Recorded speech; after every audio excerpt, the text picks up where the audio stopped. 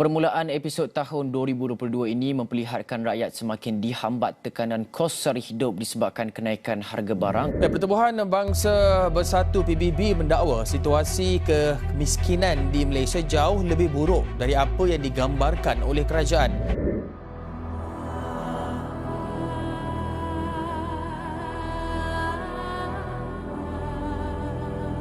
Assalamualaikum dan salam sejahtera.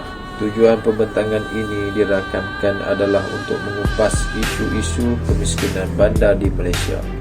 Miskin bandar boleh didefinisikan sebagai golongan individu yang mempunyai kehidupan yang kekurangan dari segi pendapatan, perhubungan dan persekitaran. Kemiskinan dapat dibahagikan kepada 3 kategori, iaitu kemiskinan mutlak, kemiskinan relatif dan kemiskinan tegak. Kemiskinan mutlak menggunakan konsep pendapatan isi rumah sebagai kayu ukur garis kemiskinan sesebuah masyarakat. Kemiskinan relatif pula merupakan ketidakseimbangan pendapatan sesuatu kumpulan dalam sesuatu masyarakat.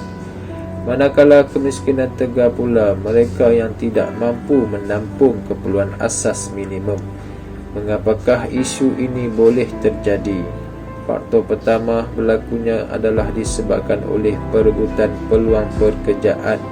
Ramai penduduk berhijrah dari kawasan luar bandar untuk meningkatkan taraf kehidupan, namun ramai yang gagal bersaing di bandar. Peluang ekonomi yang terhad dan sikap majikan yang gemar mengupah pekerja asing menyebabkan pekerja tempatan tersisih dan hidup dalam kesempitan.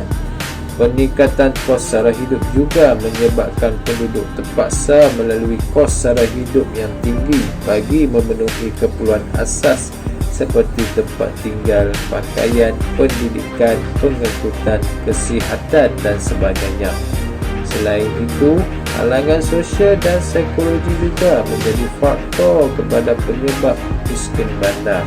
Golongan yang rendah tahap pendidikan merupakan akibat daripada halangan untuk mengakses kepada kemudahan pendidikan yang sempurna. Disebabkan itu, golongan miskin bandar ini tidak mampu membekalkan kemudahan pendidikan kepada anak-anak mereka dengan sempurna. Malah kebanyakan anak-anak ini terpaksa berhenti sekolah lebih awal dan bekerja bagi membantu menambah pendapatan keluarga. Bukan itu sahaja, di Kuala Lumpur terdapat banyak kawasan setinggan yang diduduki secara haram kerana kekangan kewangan, dan yang lebih memalukan lagi, ada juga yang menjadi gelandangan di malam hari. Akhir sekali, golongan yang tinggal di bandar selalunya terpinggir dari mendapat bantuan kerajaan. Mereka dipandang tinggi kerana memiliki gaji yang besar. Hakikatnya gaji yang mereka perolehi kadang-kadang tidak cukup untuk menampung kos sara hidup yang tinggi. Hal ini kerana mereka terpaksa menanggung kos kediaman yang tinggi, kos bahan api, tol dan lain-lain lagi. Seterusnya, kita akan melihat apakah solusi yang wajar dilakukan. Langkah pertama ialah dengan mengurangkan pekerja asing. Langkah ini akan berjalan dengan jayanya sekiranya semua pihak memainkan peranan masing-masing. Kerajaan perlu mengetatkan peraturan keluar masuk pekerja asing dan majikan pula perlu memberi peluang kepada pekerja tempatan. Akhir sekali, rakyat Malaysia sendiri perlulah rajin berusaha dan tidak memilih pekerjaan.